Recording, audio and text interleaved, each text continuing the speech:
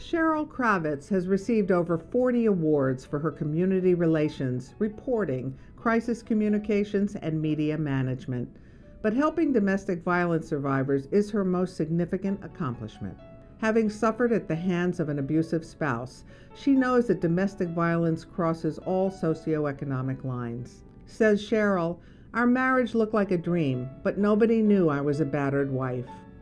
They met in 1975 in her hometown, Chicago. She was editor of the Hyde Park Herald. A community leader, Larry wined, dined, and charmed her and her daughter Lynn. They married in 1976.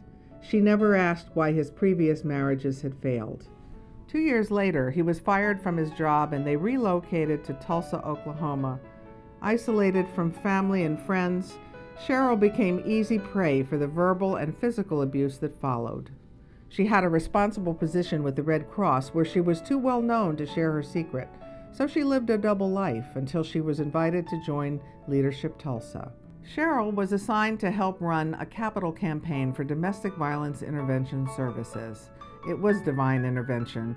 Abuse at home had become so life-threatening that she finally reached out for help. The night Cheryl escaped, she swore she would do whatever possible to help victims of abuse. She has always kept that promise. After her divorce, Cheryl moved to Washington, D.C. to become Director of Communications at the Red Cross. A year later, she met her soulmate, Michael. She married, and her second daughter, Rachel, came into her life.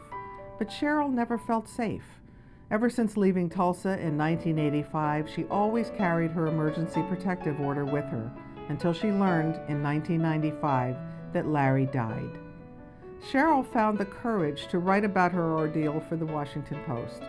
Hundreds of women contacted her for help, and she became a leading advocate against domestic violence. Cheryl was appointed to the Domestic Violence Coordinating Council and to the Montgomery County Hate Violence Committee, where she chaired community outreach.